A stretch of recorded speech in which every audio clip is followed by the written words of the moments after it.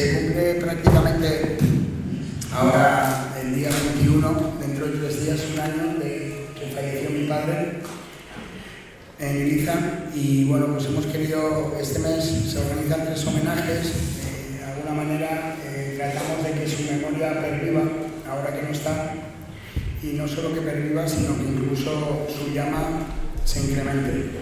Y esa llama de su pensamiento creemos que da para mucho tiempo, y bueno, pues gracias a gente como mis contertulios vamos a intentar explicar la amplitud y la importancia y la vigencia del pensamiento de Antonio Escotado en nuestros días, ¿vale?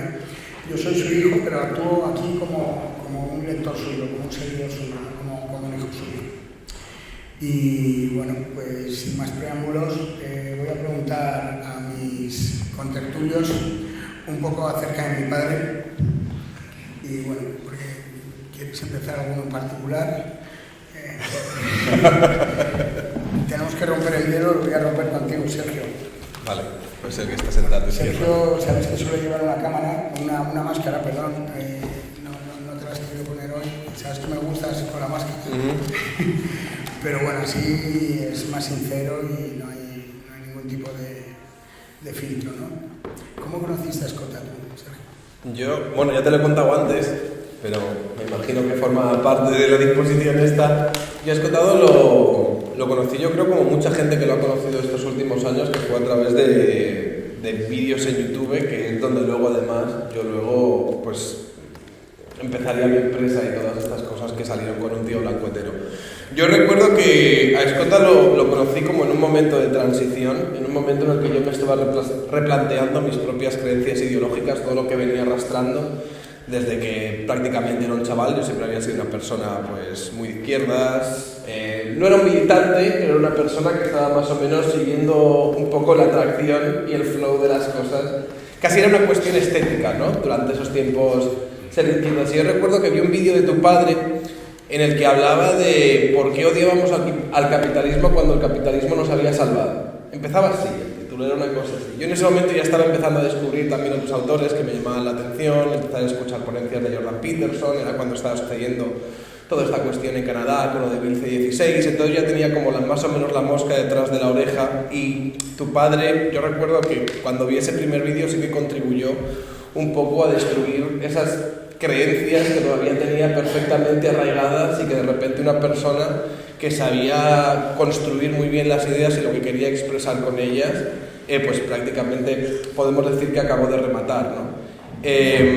Yo lo que reconocí en tu padre inmediatamente fue una persona que pensaba, pero esto claro, todo el mundo podemos decir que piensa, pero era una persona que de alguna manera construía sus ideas a partir de los problemas que se le iban proponiendo, que es muy diferente a lo que hacen los vendedores de crecepelo ahora mismo, o los ideólogos activistas, que básicamente es adaptar sus problemas a la doctrina que ya traen desde su casa. Y yo recuerdo que en ese sentido podemos reconocer, o yo reconocí en tu padre una persona que trascendía el activismo o la ideología básicamente encapsulada a la que podíamos reducir todos los problemas que nos enfrentamos en nuestro día a día, y te enseñaba a través de sus vídeos y luego de sus libros y todos los artículos que escribía y de todas las cosas que hacía,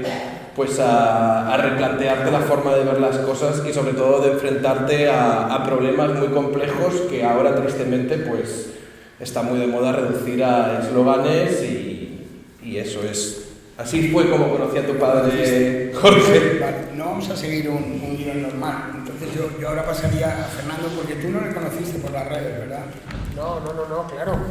Nosotros pertenecemos a 3 generaciones distintas. Sí, has nacido en los 80, yo en los 70, yo soy de los 60. ¿Vale? Cada uno le conocimos por cosas distintas. Yo le conocí en los años 90, cuando era un estudiante universitario, por una serie de libros que estaba escribiendo en aquel entonces. Fue el periodo, los años 90, en el que Escotado sale del cliché del historiador de las drogas y empieza a escribir otras cosas. Caos y órdenes del Carmen Libertino, por ejemplo, que lo tenemos ahí hoy. Espíritu de comedia. Sí, todas esas obras de los 90 que eran maravillosas, porque era un autor trilogías, estas... No, eso llegaría a la parte final, que sería, pues, digamos, el castillo de fuegos artificiales ya de su última etapa de vida. Pero empezó a caer en mis manos aquello, me gustaba mucho, primero porque escribía muy bien. Tu padre era un orfebre de la lengua castellana, y a mí que las cosas estén bien escritas me gusta. Tenía un uso muy preciso de las palabras, leerle con placer, o por lo menos me lo parecía a mí. Hay gente que dice que es complejo, aunque por lo general suelen ser los de generaciones posteriores, a quienes no se les ha enseñado tampoco ni a leer ni a redactar. Y eso ya me gustaba. Y luego la manera en la que tenía de primero ir a los hechos y luego sacar conclusiones sobre los hechos. Y a mí eso siempre me gustaba. Un poco eso que decía Sergio. Más o menos, sí. No era un filósofo de salón, sino que adaptaba su pensamiento a la realidad más que la realidad a su pensamiento. Extraía el conocimiento de la realidad.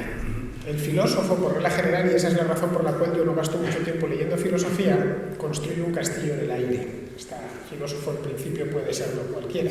Filosofías hay un montón de ellas, y esto es así porque lo digo yo. Bien, Escotado no era de ese tipo de filósofos. Era un filósofo que iba al medio, observaba el medio, y a partir de ahí, complementándolo con infinidad de lecturas, especialmente de filósofos griegos que los tenían muy bien trabajados. De hecho, su último libro sobre filosofía griega, Los hechos del sentido, pues elaboraba una teoría que estaba sometida a cambiarse, que era otra cosa de Escotado que me encantaba. Si se había equivocado en algún momento, lo reconocía años después y decía, ligero anduve pensando tal cual. Eso no lo encontraremos en otros pensadores. Tenía esto que dicen que tiene los aparatos de obsolescencia programada, ¿no? Para cambiar de opinión. Pues así es como lo conocí yo. Supongo que, claro, Juan Carlos, ¿cómo conociste? Cuéntanos. ¿En qué edad tenía?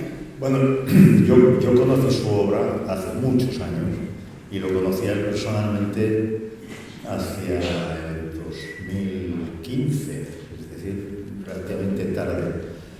Y debo decir que conocerlo ha sido uno de los grandes privilegios y unas grandes suertes que he tenido en mi vida.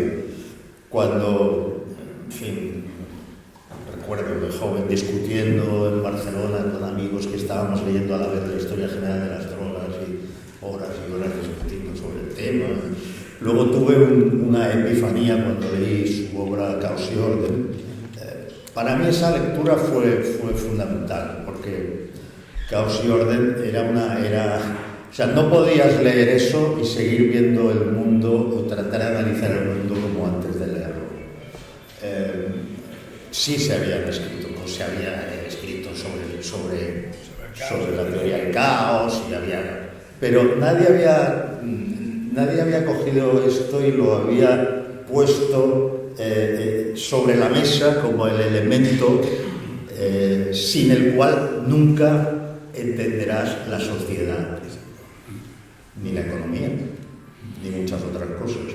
Porque resulta que el mundo es altamente complejo y resulta que podemos aspirar a entender parcialmente cosas, hacer una aproximación que es intuitiva en base a modelos, pero lo que no podemos hacer es olvidar jamás que son modelos. Lo que no podemos hacer es confundir el modelo con la realidad, ¿no? Salvo que el modelo sea como aquel mapa del cuento brevísimo de Borges que acaba ocupando todo el territorio, ¿no? Uno. Claro, Antonio Escotado, ya antes de conocerle, me había influido mucho, porque yo comprendí que no valía la pena dedicarse a ninguna actividad analítica, reflexiva, creativa, si uno no aceptaba el reto de mirar de cerca las cosas sabiendo que el precio es que cada vez sean más complejas. Cuanto más te acercas a ellas, más complejas son. Y ese reto hay que asumirlo. Y has de detenerte ante la tentación de la simplificación. Cuando conocí a tu padre, bueno, esto es una cosa que no sé si la he contado antes, pero yo lo conocí porque lo invité a unas jornadas que organizamos en Ciudadanos. Sí, personalmente lo conociste. Sí, personalmente, no lo había conocido personalmente antes. Y lo fui a buscar a su casa para llevarlo a estas jornadas, donde iba a hablar, porque estamos aquí, pues con Vargas Llosa. Si se buscan las fotos de ese día en Google, se ve a la gente queriéndose fotografiar con Vargas Llosa. Y yo con tu padre al lado, porque dije, yo no me quiero perder ni una sola palabra de los que digo Antonio. Bueno, cuando llegué a su casa, me recibe un señor en pijama, era la hora de irnos ya, y me dice, tú no sabes lo importante que es tomar un zumo como este y tal. Entonces me enseñó cómo hacía unos zumos por la mañana y tal, se fumó varios cigarrillos, y dijo, bueno, ya estamos preparados. Claro, yo lo tenía, digamos, como el padre de esa obra que tanto me había influido, o esas obras, ¿no? Pero sobre todo Caos y Orden. Y me cayó simpaticísimo, porque dije, este hombre es completamente auténtico, o sea, que Y accesible, ¿no? Porque es accesible y además, en contra de lo que he oído decir algunos, era simpaticísimo. No, pero Jano también contaba en una reunión que le llamó de usted y le miró con una mirada que casi lo mata. Bueno, pero es que tu padre tenía fama de antipático al principio. Yo, la verdad, tardé años en conocerle en persona. Era un poco antipático. Y decían, cuidado con Escotado, porque si le vas a entrevistar, te puede pegar un bufido. Decían, voy a pensar dos veces. ¿El qué? Un bufido. Un bufido, ¿no? Cuando yo lo conocí, Bufa. ya no era antipático, o desde luego nunca lo fue conmigo. Era simpaticísimo. Entonces, bueno, pues oye, la persona accesible, tal, hablamos de la situación política, llegamos allá, se subieron al escenario a charlar. Mario Vargas Llosa es un hombre, es premio Nobel, es muy mayor, es muy serio, y supongo que nadie se atreve a discrepar de él. Pero se le ocurrió citar el prólogo sobre Platón de la Sociedad Abierta de los Enemigos de Karl Popper. Entonces, tu padre cogió a este premio Nobel y le dio varias volteretas dialécticas. Se lo pasó por aquí, le dio 5 vueltas más y lo dejó en su sitio contándole, bueno, más que contándole, dice, un momento, que estamos hablando de Platón, vamos a dejarnos de tonterías. Le comunicó, no con sequedad, sino de forma directa, que Popper no podía leer a Platón porque no leía griego y tal. Bueno, en fin, fue una cosa tremenda que me demostró que además de tener ahí a un señor simpaticísimo, que era un extraordinario pensador, tenía a un polemista más que temible, un polemista que, o sea, suerte que yo no discrepaba de él, ni nunca, realmente no discrepaba de nada de lo que decía, pero si hubiera discrepado no se lo habría dicho, era temible. Entonces, bueno, tuve la suerte de que me regaló su amistad. Tuvimos muchas horas de hablar de los temas que básicamente yo le preguntaba y él como un maestro pues me iba contando mientras yo leía y subrayaba los Enemigos del Comercio a lo largo de varios meses, muy detenidamente, pues de vez en cuando cenaba con él y le hacía ciertas preguntas que él muy generosamente me explicaba. Tu padre era el filósofo de la libertad, pero no solo de la libertad como postulado, como objetivo, como meta. Era la libertad, en primer lugar, abordada desde todos los puntos de vista imaginables. Tu padre era un erudito en unas cuantas materias. Un erudito en unas cuantas materias muy diferentes. Y exploraba la libertad desde la economía, desde la sociología, desde la historia, desde la matemática. Es que él de mayor se puso a estudiar matemáticas a fondo porque quería entender ciertas cuestiones de economía, ¿no? Tradujo a Newton del latín. Exacto. Bueno, entonces, eso, y luego, con esto acabo, él era la libertad. Es decir, yo miro su foto y esa mirada para mí es la mirada de la libertad que vale la pena. La mirada de la libertad que te invita a reflexionar, a ir al fondo de las cosas y a ser absolutamente intransigente con una cuestión. La búsqueda de la verdad. Aunque tengas un premio Nobel enfrente. La búsqueda de la verdad, exacto.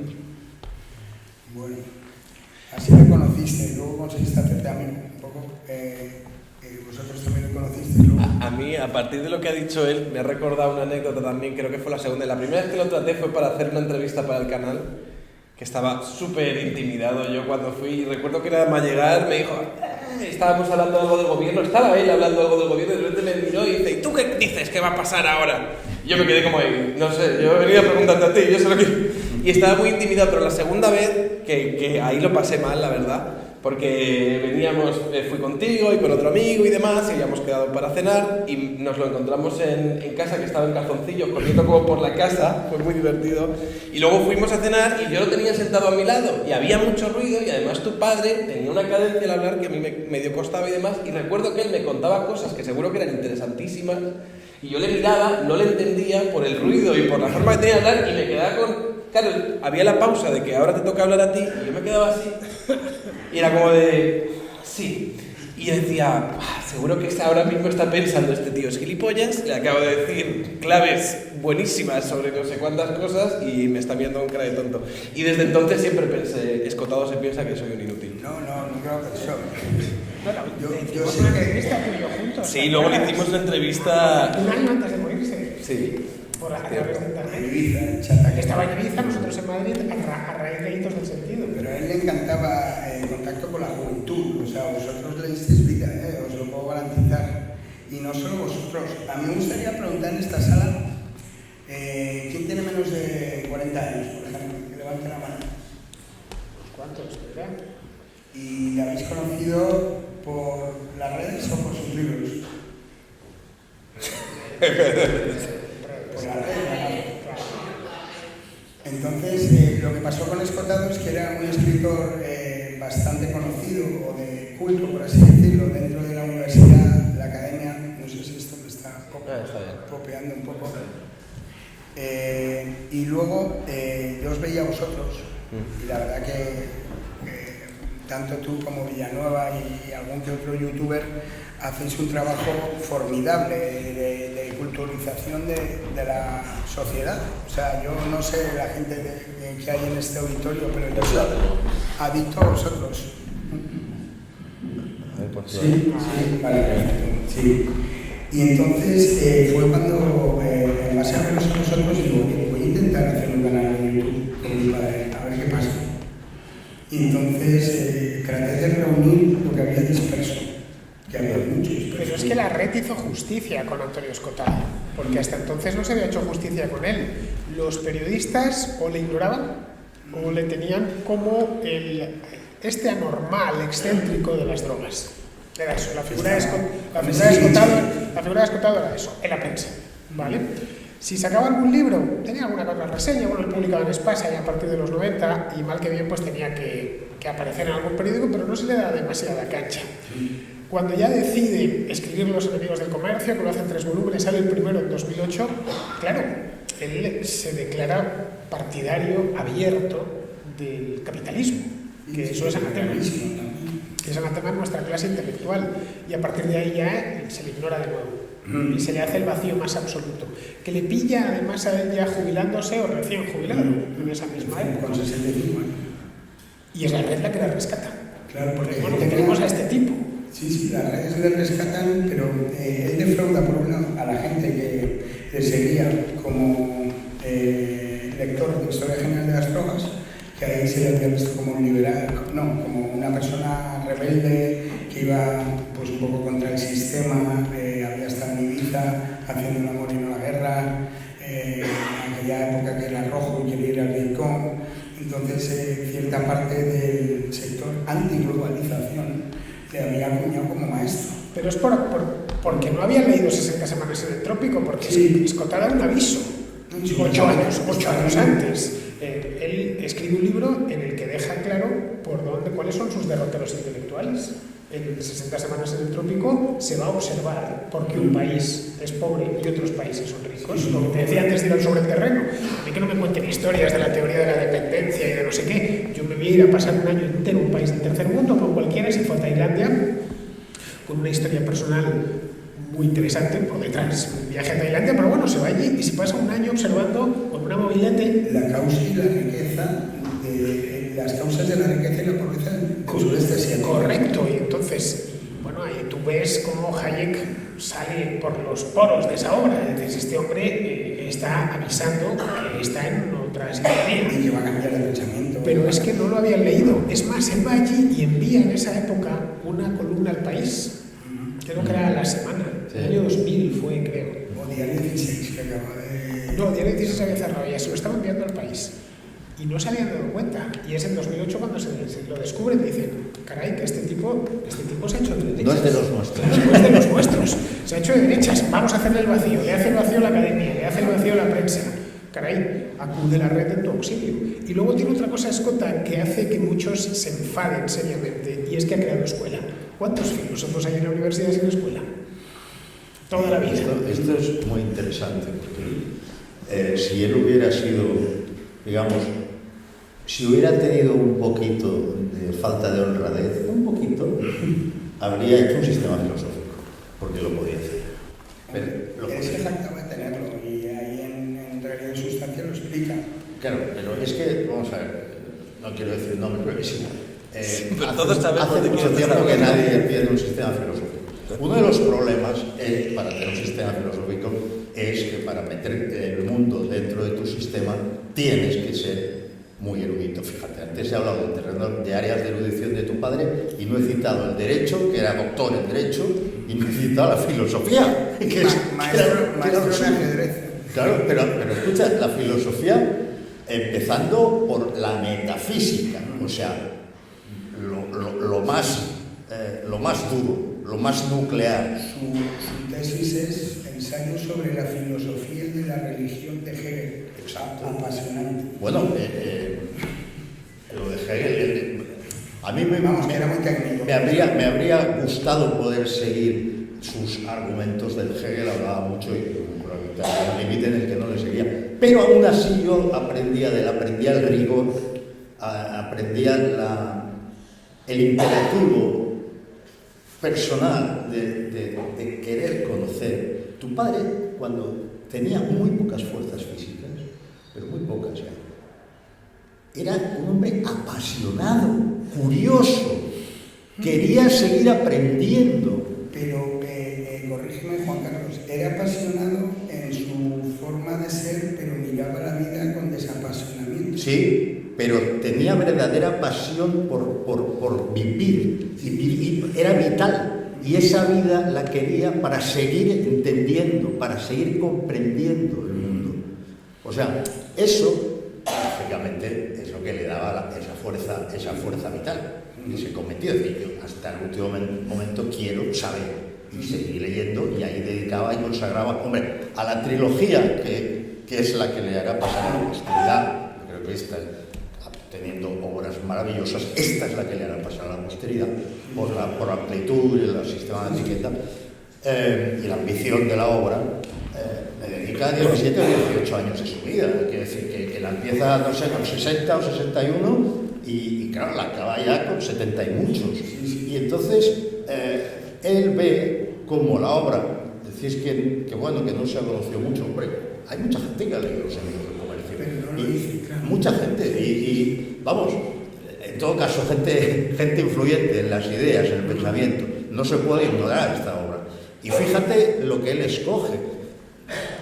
Otro con menos ambición habría dicho, bueno, va a hacer una historia universal. Y bueno, es una especie de historia, bueno, una historia Una historia desde de la el- propiedad, desde- una historia de la o una historia de la Podrían propiedad. llamado historia universal de comercio.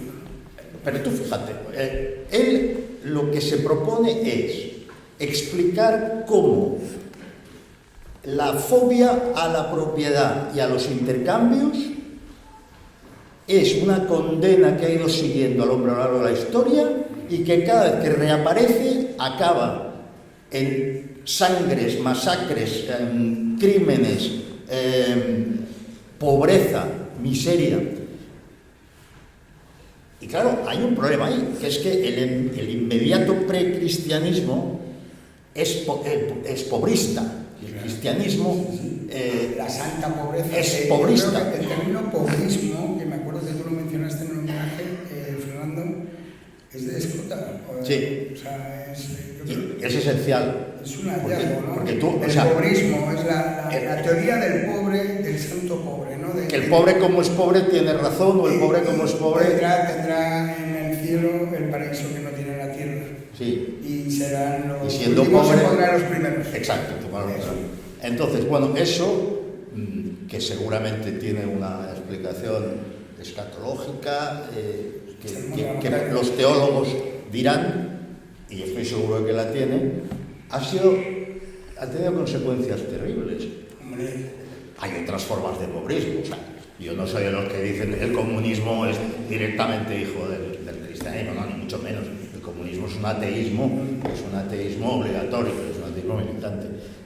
Hay distintas formas, hay distintos aspectos que han ido surgiendo a través de los siglos, distintas maneras de aparecer un mismo fenómeno deletéreo, que es que hay gente, incluso gente muy rica, algunos de los socialistas utópicos, por ejemplo, que detesta que exista la propiedad privada y detesta el hecho del intercambio comercial. Y tu padre lo que demuestra es que eso es lo mejor que le puede pasar al hombre, y que lo mejor que un hombre puede hacer es tener claro qué es lo que sabe hacer bien, desarrollar una habilidad en la que es experto, y dice, ahí encontrarás la felicidad. Claro, ya está. Desarrollate siendo útil a la humanidad. Claro. No parasitándola. Yo creo que tú en tus vídeos hablas mucho de esto, ¿no? De la gente que Sergio trata de vivir un poco de estas subvenciones que cada día parece que se inventa el gobierno, ¿no? Yo hay una cita de tu padre que si no he usado en 50 vídeos, a lo mejor no he usado en ninguno, pero la he utilizado tantas veces que ya me da un poco de vergüenza decirle al editor, ponla, tal, que no es la dijo en una entrevista, además que como le ponen una música de fondo, que era la de solo la mentira necesita la subvención del Estado, al final la verdad se acaba imponiendo sola, y eso lo decía a partir de las plataformas digitales, que decía, yo no voy a decirle a la gente lo de, tengo la biblioteca de Alejandría en el móvil, no te voy a estar diciendo, oye, no publiques la foto, no hagas esto, utilízalo así, utilízalo como yo. Dice, al final la gente, pues, y esto se puede ver claramente a lo mejor en estos días, que coño, lo que estamos viendo es que hay una serie de activistas que se han instalado en posiciones de gobierno donde están legislando, y a partir de ahí el rollo de, mira, la realidad no es como yo quiero que sea, pero lo que voy a hacer es intentar, ¿sabes?, adecuarla a mis leyes, y si la realidad no se contiene en esto, la voy a forzar. Y al final el rollo de, tú puedes navegar contra corriente, tú te puedes pegar contra, ¿sabes?, contra el viento, todo lo que tú quieras, pero al final, ¿sabes?, las cosas van a... Yo creo que el libro escotado es importante, y no digáis muy padre en la medida de lo posible, llamémoslo escota o algo así, porque siempre este chaval es muy padre. Parece que estamos hablando con su hijo. Sí, exacto, es muy familiar. Entonces, lo que Escota refiere, que decía antes Juan Carlos, son fenómenos que parecen aislados en la historia, pero que cuando los miras, tienes el trabajo de mirarlos uno tras otro, 20 siglos, te das cuenta de que es el mismo fenómeno, con distinta cara, ¿no? Y es un poco que cada avance que tiene la humanidad en las esferas de la libertad, luego viene el azote de la seguridad. Efectivamente. Es que él supera las grandes teorías filosóficas del posmodernismo, o cercanas al posmodernismo. Él las supera, porque las integra. O sea, Foucault está integrado en la filosofía de tu padre, pero está superado porque está colocado con mayores relaciones o sea, se demuestra más, se muestra más el mundo como es, en términos, por ejemplo, de dominación, que era la obsesión de Foucault, o de instituciones, los hospitales, las cárceles, las escuelas. Eso que llama, en fin, que es poderoso en Foucault y que nos llama mucho la atención, tu padre lo supera porque ya está dentro del dibujo que hace del mundo. Por eso digo, si hubiera pensado en términos algo menos, un pelín menos honrados, habría dicho, este es mi sistema filosófico, y tendría una auténtica secta, pero él sabe. No quería, odiaba las claro, sectas. él no quería. Entonces,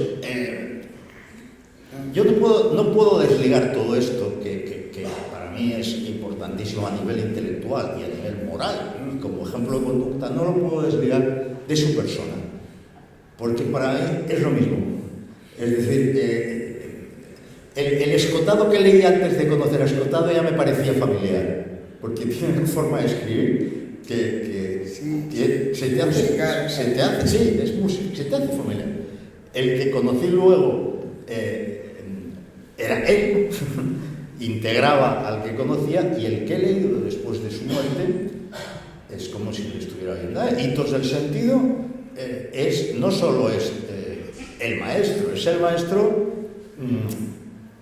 muy bien afinado en ese momento, porque o sea, en ese momento decide recrearse en una escritura elegantísima, sí, y a mí me hace sonreír de gozo. Habla de Sócrates, que luego tendrá una influencia fundamental, hablaremos después al final. Pero antes te has dicho una cosa, Juan Carlos, que con Fernando, que me interesa mucho. Ha creado escuela. ¿A qué te refieres a crear escuela?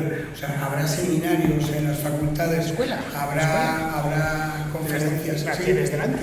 Sí, hay juventud que quiere seguir pensando. No sé, yo sinceramente creo que en Orense organizas un acto para homenajear a Marina, Marina, el filósofo, cualquier otro, a Sara, para cualquiera de estos, de la última época, y no van ni Dios, y esto está lleno. Orense, insisto, todos los Madrid y Barcelona.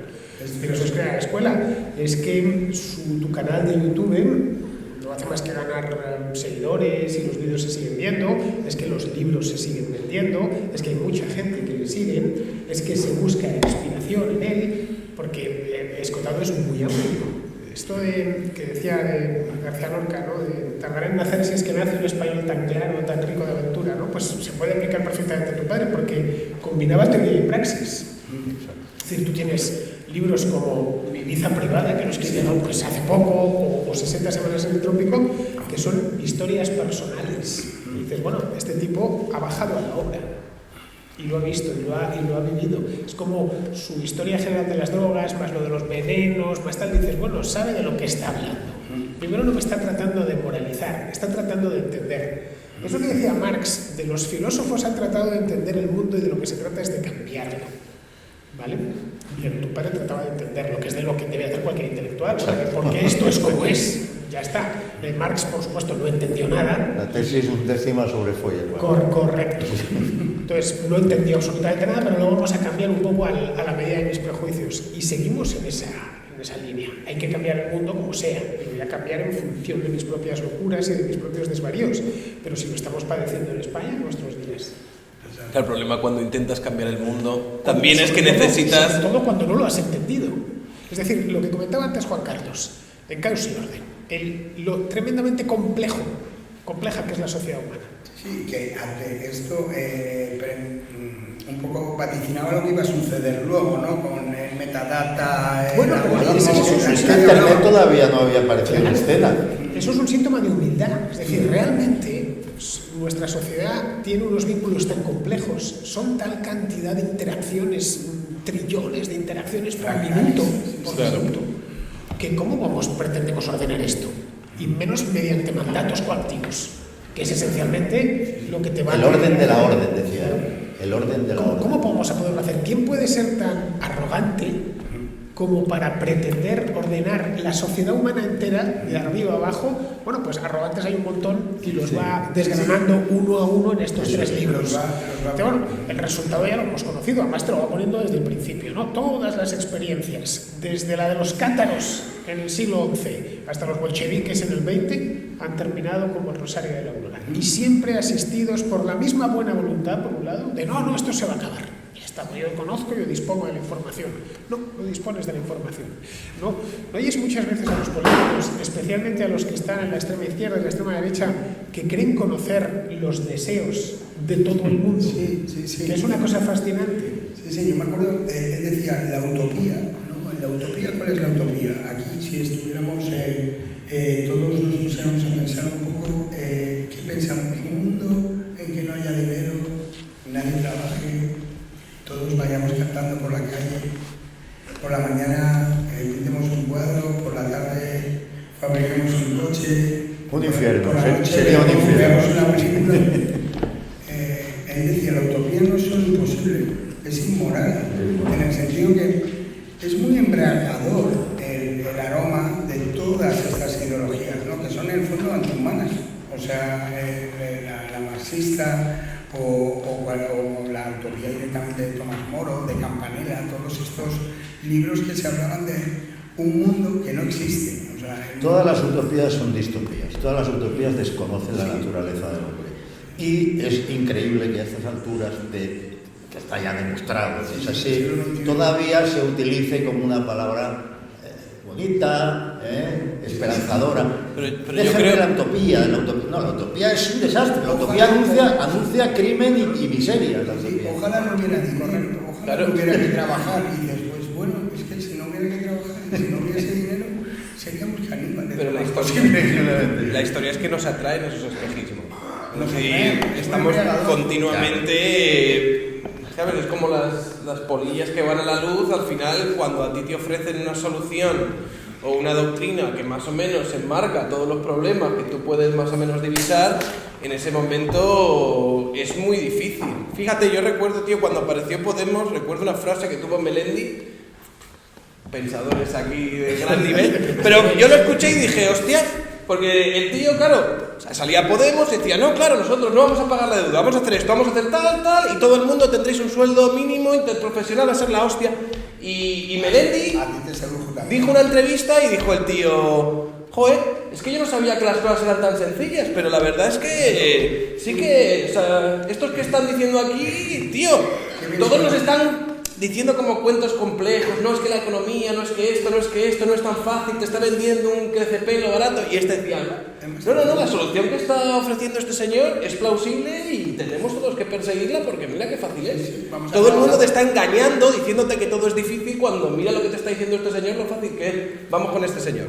Y eso, tío, es que es imposible que a la gente no le atraiga y que no genere un magnetismo brutal que acaba luego como acaba. El pensamiento de Antonio Escotado yo creo que está para advertirnos de no dejarnos otra vez seducir por cantos de sirena, ¿no? Porque cada 2x3 está el salvapatrias o la persona que te dice, él decía igualdad, pero ¿quién quiere ser igual?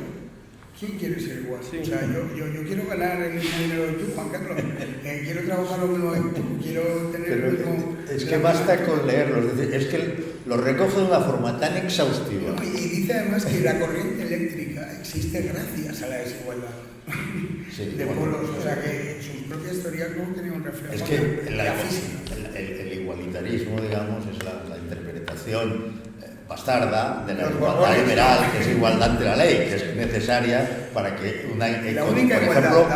que el comercio sea justo y que el intercambio respete las normas y que se sancione al que incumple un contrato, etc. Pero curiosamente esa igualdad ante la ley es la que se quiere encargar. Es la que se quiere encargar, la sustituyen por equidad, que quiere decir hay grados distintos de igualdad, yo soy más igual que tú, como los cerros de Orwell. Y quieren organizar la equidad según todos los grupos que haya, y entonces hay un señor que te está diciendo que él va a analizar exactamente qué grupos son menos equitativos que otros y a partir de ahí va a aplicar una serie de políticas y va a legislar para que al final todos acabemos iguales, y a partir de ahí es un disparate, pero sin embargo, de nuevo, es imposible que una parte no se sienta atraída hacia ello o no nos sintamos atraídos hacia ello, porque una de las cosas que me enseñó tu padre es a incluirme en la gente. Eso es muy grande. Yo estaba delante cuando dijo, hablas de la gente, pero tú eres la gente, Sergio, ¿no? Sí, fue maravilloso.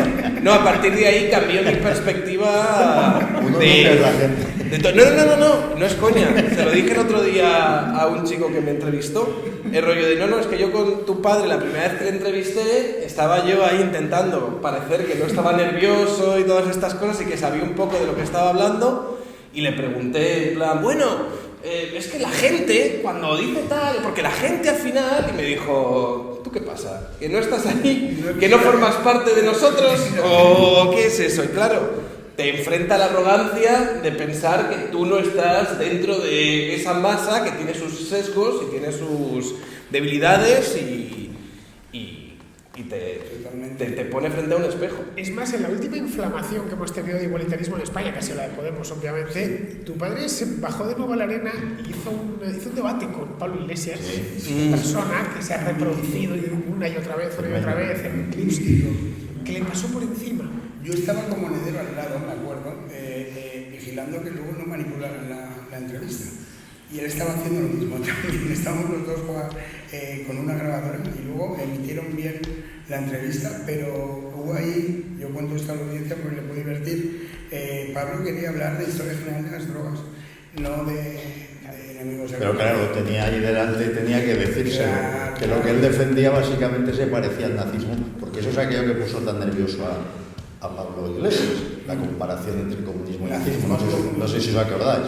Sí, eso le sacó de quicio y entonces, pues, en uno de estos momentos que tenía de elocuencia máxima. Muy elegante, hay que reconocerlo. Sí. A ver, Pablo yo le vi acojonado. No en el mal sentido, pero no queriendo entrar a utilizar la demagogia que él normalmente utilizaba. Ellos tenían un punto débil ahí, porque habían leído Escotado al Escotado de antes. Sí. Entonces, de alguna manera, había un ascendiente que no se podían sacudir. Y un respeto. Que, claro, pues ahora me está pegando una bronca el profe.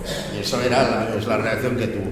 Yo lo que quería observar, una cosa que pensaba interesante sobre los líderes de secta, los líderes de secta más o menos comunistas. Los tomadores de personas. Los tomadores de personas, cuando consiguen más o menos pues, llevar a cabo, desarrollar un poco su experimento en algún lugar, y en eso, digamos, es exactamente igual que el experimento en Münster, ¿no? en Alemania, que se desatan en aquella ciudad, no sé si recordáis la historia que explicas, en una ciudad alemana donde se lleva a cabo un experimento de estos comunitarios y tal.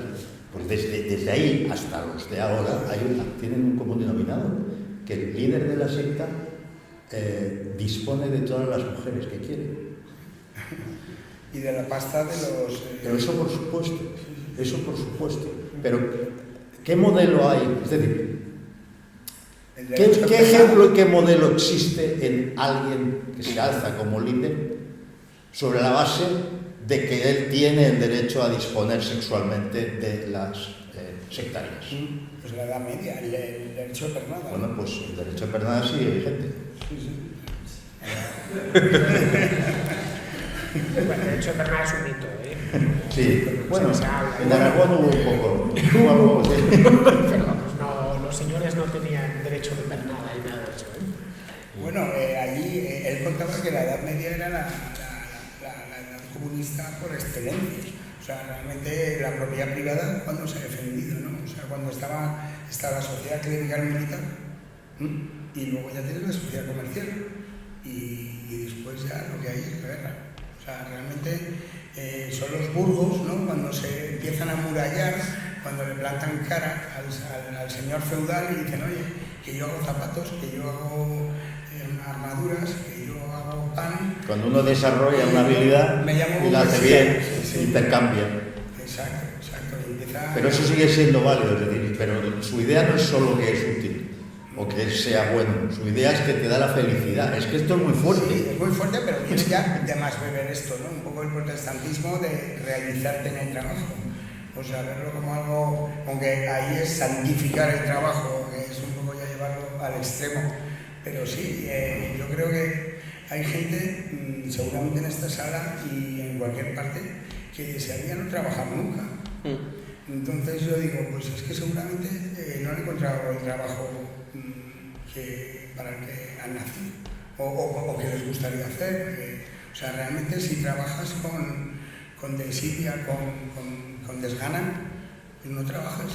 Pero también, quiero decir, para mí hay una parte del trabajo que siempre implica cierto sacrificio. Sí, entonces, sí, hay un sacrificio voluntario, pero también hay trabajos que hay que hacer. Sí. Y que hay trabajos en los que no creo que nadie diga, joder, yo nací para ser barrendero o ser camarero. Yo nací para limpiar letrinas, pero sin embargo hay letrinas que tienen que ser limpiadas. Sí. Entonces hay un momento en el que, ¿sabes? Pero uno pasa por Pero si tienes que limpiar letrinas, tú mentalmente puedes estar pensando en el siguiente paso. Sí. Y por lo tanto, limpiarlas puede ser con la idea, primero, esa no es tu habilidad, la habilidad para la que naciste.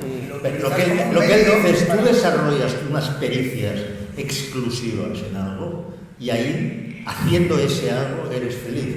A mí eso me impresionó mucho, porque hay muchas formas de demostrar que eso es útil para el bien común, que eso es útil para el crecimiento económico, etcétera, etcétera. Pero es que lo que dice, eso te hace feliz y me dio mucho que pensar. Otra cosa que antes has citado la frase de la verdad se defiende sola. A mí me la dijo unas 20 veces.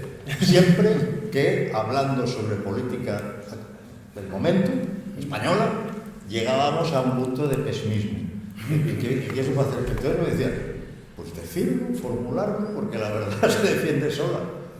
Y eso es muy importante. Él estaba un poco frustrado de que Villanueva y Sergio y Jano no hicierais hacer un partido político y tomar el toro por los cuernos. Para eso estamos, sí. Pero es que eso sería un desperdicio. Hombre, Sí, personal, una cosa absurda. No, para la política ya hay otro tipo de gente que vale para eso. Exacto. En nuestro caso, ya se lo expliqué, yo no valgo para eso, ¿no? Duraría muy poco en ese ambiente. de hecho, creo que luego reclutó a Juan Carlos, ¿no? Y contigo sí que Es que Juan Carlos quería hacer el partido de la humilde reforma o algo así. Bueno, él cuando nos conocimos, él creía mucho en Ciudadanos y aquel Ciudadanos era digno de creer en él, esa es la verdad.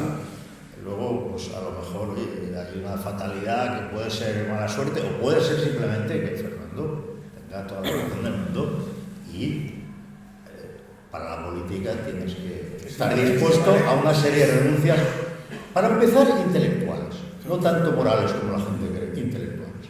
Tienes que hacer muy simples los mensajes. Joder, esto, pues, un rato vale, pero años. Ya. No, él me acuerdo que me decía, no hay nada peor, hijo, que vivir de gobernar a los demás. En el sentido que la política es el precio que hay que pagar por la democracia. Y, Claro, es una servidumbre que sí, de hecho, a ver, hay que votar porque votar es mejor que no votar, Sí. y para votar tienes que reducir los mensajes a su mínimo significado, además hacerlos emocionales más que racionales y mentir como un cosaco si se tercia y no tienes escrúpulos. Bueno, sí, a lo mejor hay que ser de una manera especial para quizá valga para eso, no es mi caso, ¿no? Pero vamos, Escota en la parte final de su vida, a mí me sorprendió lo optimista que era, siendo yo bastante optimista. Pero yo le dije en cierta ocasión, Escota, tener razón no sirve para nada, y ahí estás tú mismo. ¿Vale? Nunca ha servido para nada. Advertiste en estos 3 libros de los problemas que nos podrían acarrear meternos de nuevo con una operación cátara, como que es la que estamos viviendo en estos momentos de puros. toma populismo. Toma, ahí la tenemos. Dirás, bueno, mientras se mantenga una parte de la sociedad más o menos sana, informada siempre, todo es cíclico, ¿no? Pero esto sigue ahí, seguirá ahí, por seguirá supuesto, ahí dando luz. estos pasarán, ¿no? Pero se le veía muy optimista, de hecho nos decía, ¿no? Y confiaba en Ciudadanos, me decía, no, hay que apoyar a Albert. ¿Te acuerdas que estaba entusiasmado? No hay que apoyar a Albert porque me vino a ver Ibiza y estaba, caray, con 75 años y Sí, con mucha él ilusión. se sentía honrado de que algunos políticos le pidieran consejo, no solo Albert, también más gente. Y bueno, pues los filósofos nunca han gobernado, ¿no? Pero acuérdate de Platón ahí en la República, que habla de un gobierno de sabios. Bueno, en Siracusa intentó con... Ya, ahí pasaron otras cosas. Tú, en alguna ocasión has llegado a decir, Fernando, que era nuestro Sócrates moderno, en el sentido de que es más difícil a lo mejor ser ahora Sócrates que antes, porque en la época de Sócrates había mucho menos escrito, mucho menos estudiado. O sea, Escota lo que era un devorador de libros, de cultura. Yo como hijo y como seguidor suyo, yo no conozco a nadie que haya leído tanto como él, ¿no? Es que a mí me dijo la velocidad en la que leía y yo en un principio no me lo creí. Pero el tío básicamente decía que yo le envidiaba.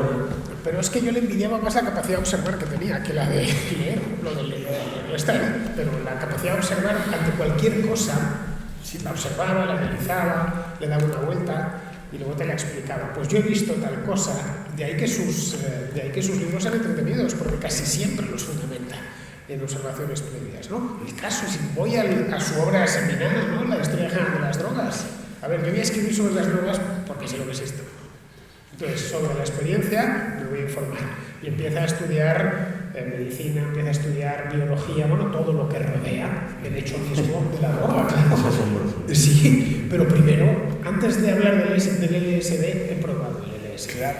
Y conozco bien qué es el Y no solo ha probado el LSD, sino que ha probado un cuarto del LSD, una sustancia, un Claro, gramo, una claro. sobredosis, esto, por aquí, Eso- para allá. y eso me fascinaba. Cuando se ponía a hablar de cualquier cosa, había observado previamente. Esa es una dote que los filósofos, los pensadores académicos, o digamos, desprecian. Bueno, es que es una dimensión que, siendo muy importante en la historia, el tema de las drogas, importantísima. ¿no? Hombre, Lo de todas los las ritos, culturas. sí, de Eleusis y todo Desde eso. Mesopotamia. Siendo tan importante, pues se ha tenido como una especie de tema secundario. Y a él, por las circunstancias que se dieron, dice, pues mira, vamos a estudiar el tema de las drogas. Y hace una obra única. No hay una obra sobre las drogas como la que hizo él. No existe.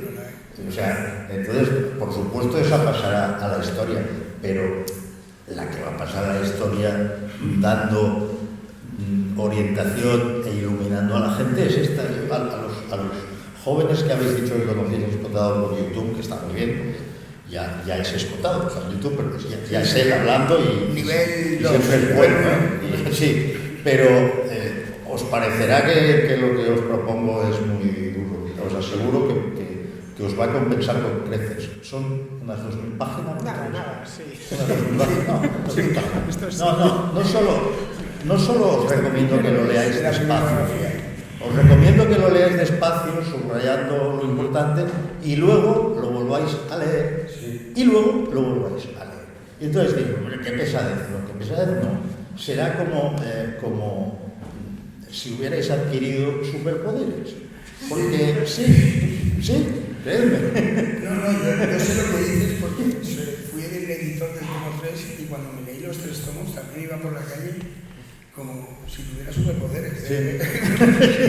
Veía las cosas y eso es lo que pasa en... Es que entender el mundo mejor cuando ya eres mayor de pronto dices, pero ahora lo entiendo mejor, es muy raro. Te da datos, una Pero cultura... no solo sobre lo que uno esperaría encontrar en un libro que se llama Los enemigos del comercio. Yo recuerdo que porque fui idiota y mi padre me robó el tomo 1, yo empecé con el tomo 2, en plan, voy a empezar con el tomo 2 y ya iba por la página 7, no me había leído el tomo 1, pero yo ya estaba subrayando cosas que creo que no tenían nada que ver con los enemigos del comercio per se, con la idea del libro, pero que yo estaba flipando, yo estaba razonándome mis cosas, estaba diciendo, hostia, es que esto me ayuda a ver desde otra distinta perspectiva, esto de aquí, esto de aquí, esto de allí. Vamos a ver. Vamos a entrar en materia. Lo que decía yo de que la metodología suya, que es la buena. que has cogido mi libro, a ver qué... Te he cogido tu edición, la edición de Jorge Escotado, que la tienes hecha un Cristo, por cierto. Bueno, él no dice, voy a empezar a teorizar sobre lo bueno que es el comercio, los intercambios voluntarios. No. Dice, vamos a los hechos. He cogido un capítulo cualquiera, el noveno, la paz de Dios como sistema social. Las últimas décadas del Imperio Occidental recaen sobre césares cada vez más semejantes a marionetas, que han perdido la mayoría de sus dominios previos, Iberia, Galia, Britania y los Balcanes, y reinan a duras penas sobre una Italia cuyo centro está básicamente despoblado. En 472, 4 años antes de la caída del Imperio, 4 años antes de que Roma sea tomada definitivamente, cierto edicto imperial castiga la venta de hijos y atestigua así lo extendido de esta práctica, pues no se prohíbe aquello que nadie hace. Bien, nos dice además, la urbe tiene unos 60.000 vecinos, 20 veces menos que otrora, y su entorno en Lacio es todo en una maleza de aguas estancadas. Y ahí se va una cita, exactamente, bueno, donde reina la malaria. Se mete ya con los bárbaros, habla de Teodorico el Grande, etc. Bueno, y luego a partir de la exposición, estos son los hechos, y sobre estos hechos voy a elaborar una teoría. Bueno, compáramelo con, y perdonad por la expresión tan popular, con los cuñados que se encuentra uno en filosofía. De esto es así porque lo digo yo. Y si no me interesan, y los hechos me dan igual, y voy a escoger los que me interesen.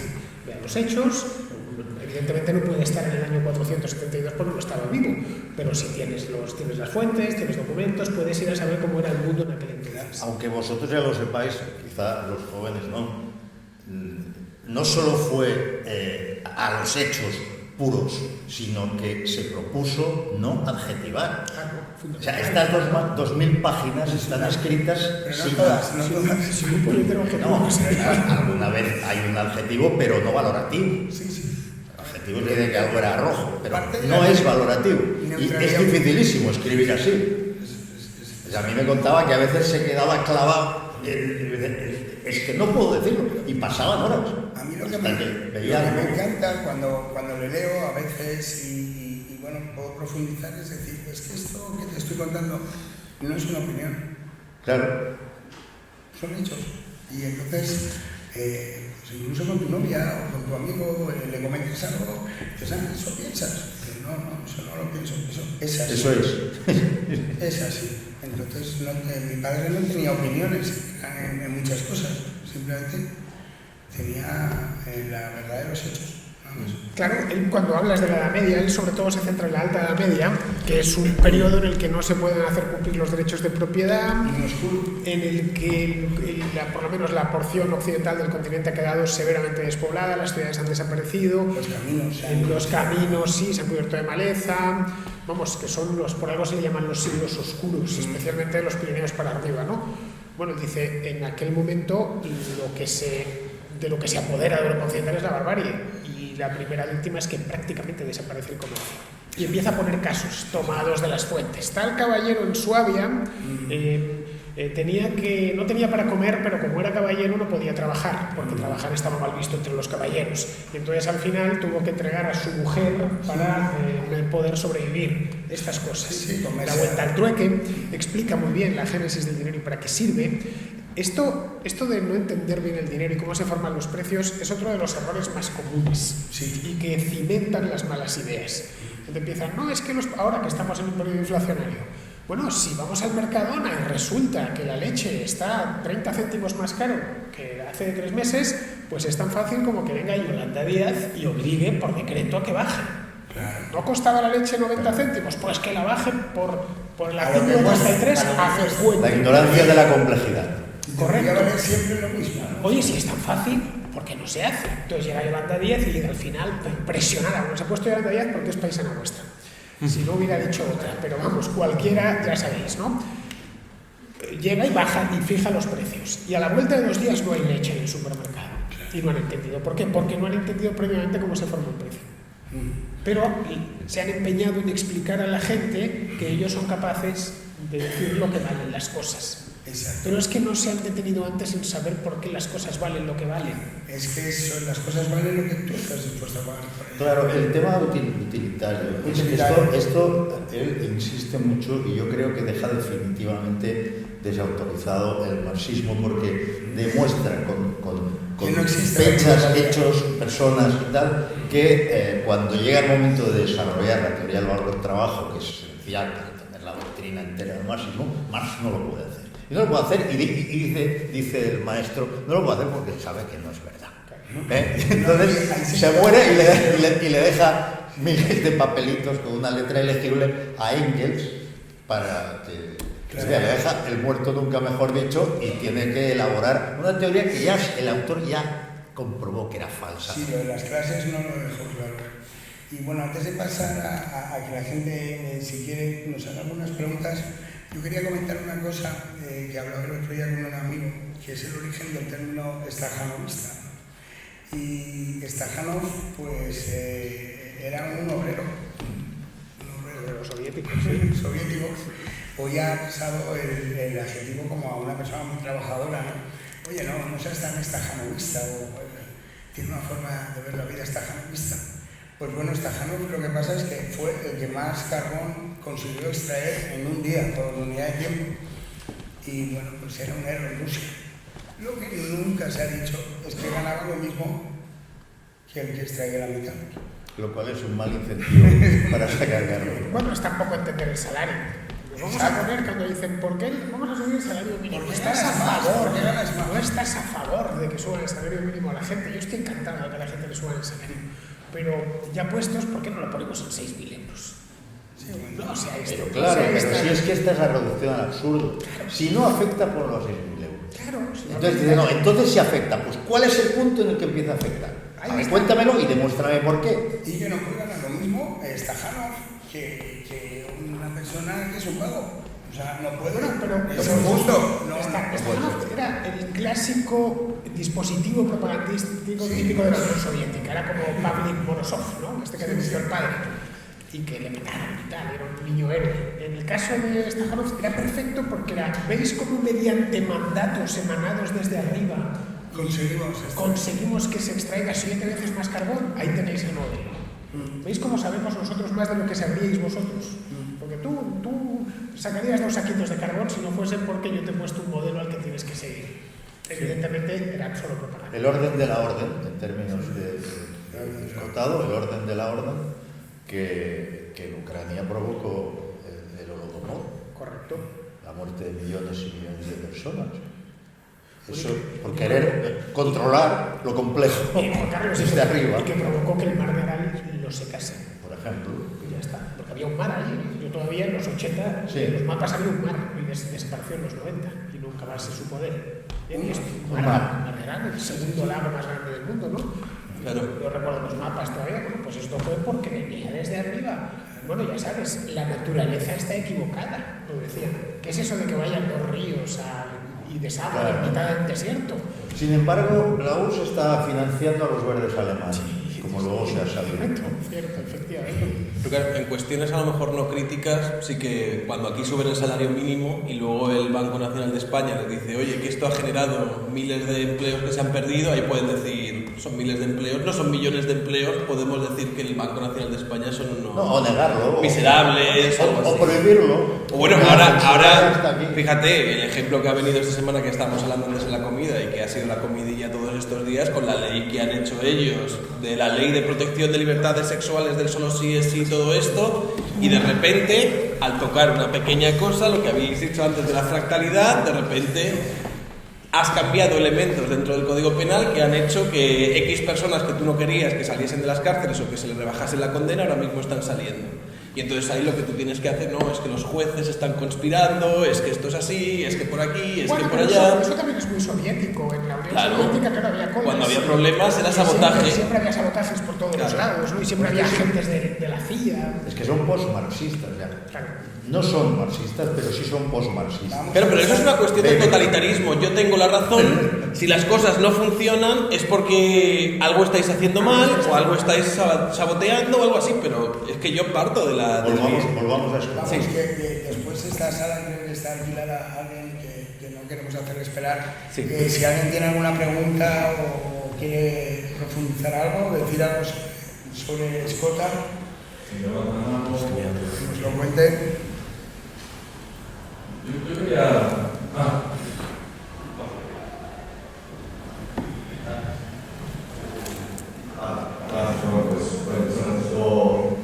por la exposición que ha sido muy interesante. Yo quería trasladar una pregunta, a la vez que una reflexión, habiendo escuchado y leído a Ernesto Escota, que fundamentalmente con los signos de comercio intentó investigar si la propiedad es un robo y el comercio es su instrumento. Por lo tanto, a partir de esa simplicidad, como Juan Carlos, ¿cómo entender? No es así. Al menos somos propietarios de nuestros propios restos habitables. ¿Cómo trasladar el derecho público? Por lo tanto, contigo, Juan Carlos, esa parte de estudiar de abogado, de ejercicio técnico, asuntos, de problemas jurídicos, humanos. Y luego esa parte que trabajasteis en el partido, en la agrupación hasta donde llegó, cómo se traslada esto al derecho público, ¿no? Una cosa que has comentado también, me ha dejado un poco descolocado, que es el hecho de que votar vale más que no votar.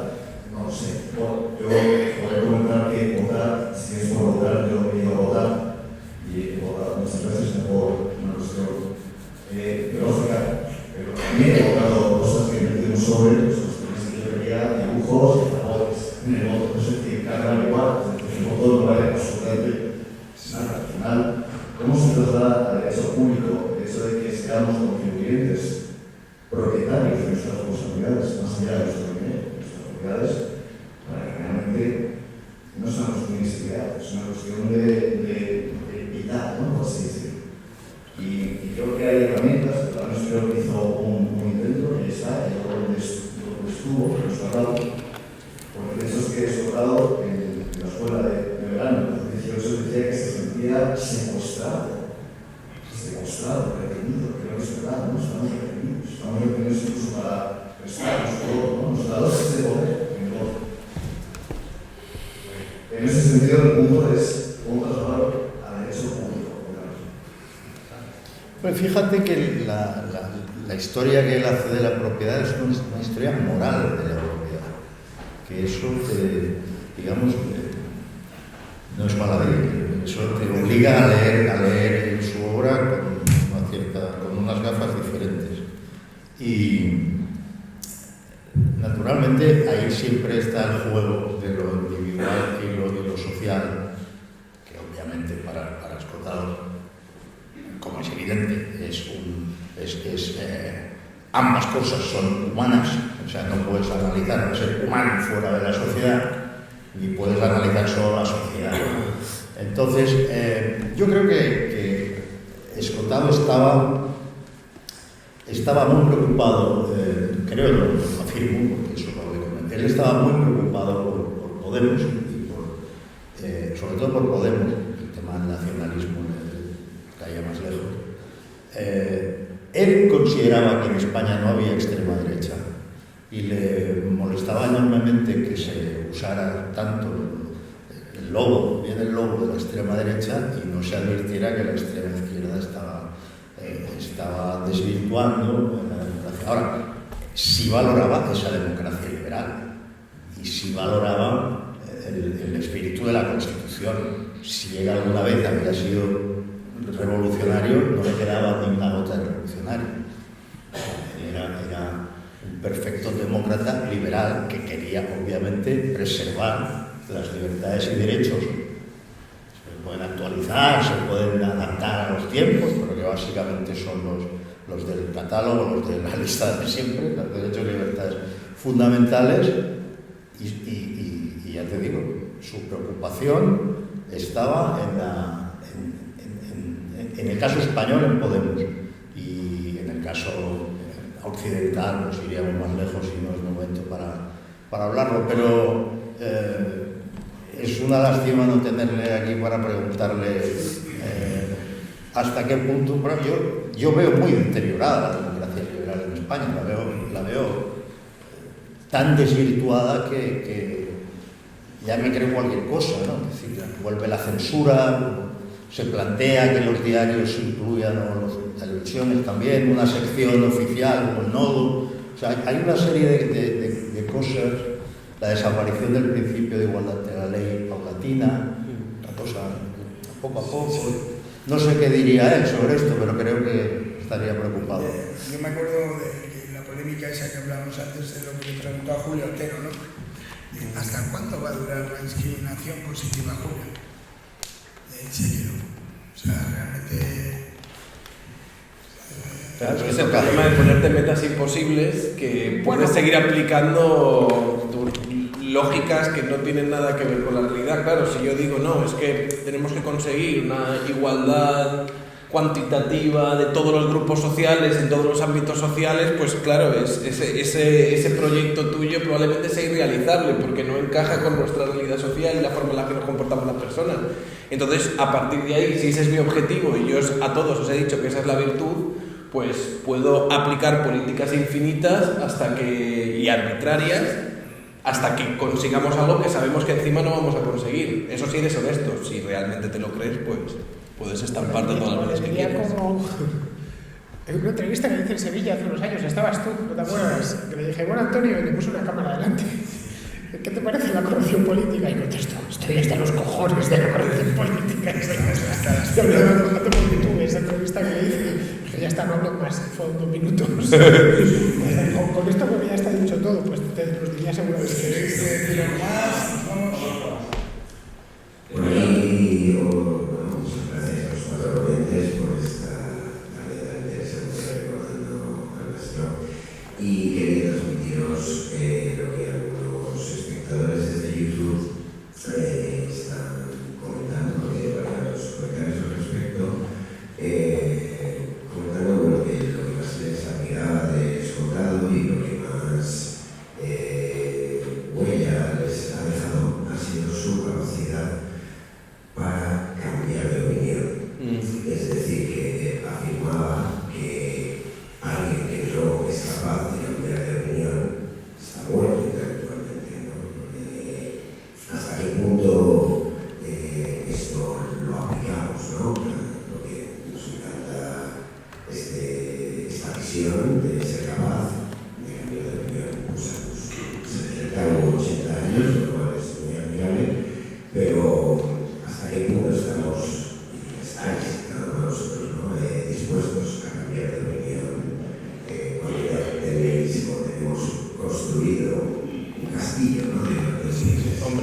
yo eso, Escotado cuenta incluso que él en el momento en el que se dio cuenta que la doctrina en la que había creído durante gran parte de su vida... Sabina, hace una semana. Claro, Sabina ha dicho que complicado, teniendo ojos y pensando y viendo las cosas que se están viendo, pero Escotado dijo que fue muy duro. Yo recuerdo que en el momento que yo recuerdo que vi un clic, que estaba en mi casa, para mí no me dio un ataque de ansiedad, pero sí que me tuve que ir al baño y reflexionar un poco, de echarme algo en la cara y decir, esto es muy duro, porque cambiar de opinión en temas relativamente superficiales que no tienen mucho impacto en ti da más o menos, bueno, todo el mundo lo puede hacer, pero en el momento en el que tú te das cuenta que la visión en la que has construido una parte tuya de observar la realidad es una visión que está sustentada, fundamentada en falsedades, eso es algo muy duro para ti.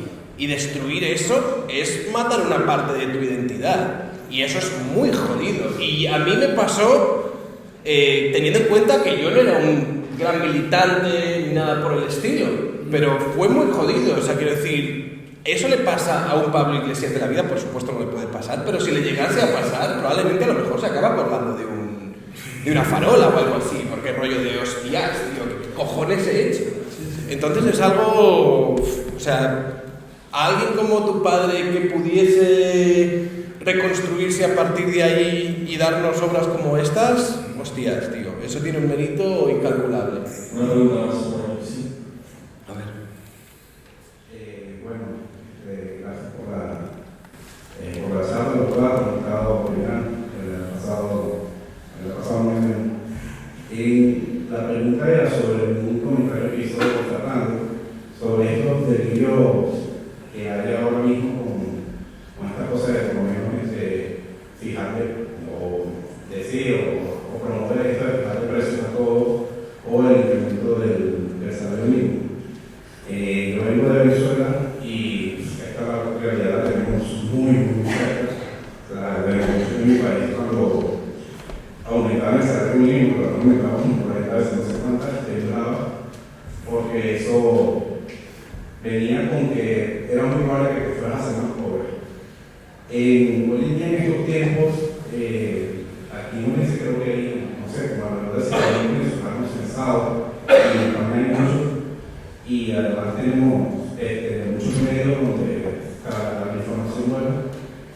¿Cómo puede hacerse para que este mensaje que con hechos vemos que va hacia un camino desastroso pueda hacerse fuerte? Para evitar que suceda algo como lo de Venezuela, ¿quieres decir? Exacto. No como lo de Venezuela, sino que, se ve que de por sí la idea es una locura. Es que Venezuela es un caso muy particular, porque ahí lo que se hizo fue una banda organizada con ideas especialmente nocivas, pero que les ayudaban a atornillarse del poder. Se hizo con el país que en aquel entonces era el tercer productor mundial de petróleo y que además la compañía que lo extraía ya era estatal. Lo tuvieron todo muy sencillo. Algo como lo de Venezuela es difícilmente reproducible en otro país. Como lo de Argentina ya no tanto, pero como lo de Venezuela es... Digamos que la maldición del petróleo ha sido clave en entender los últimos 20 años de Venezuela. Que suceda traspasar el modelo venezolano en España. Yo creo que hasta los de Podemos se dieron cuenta de que no era tan fácil.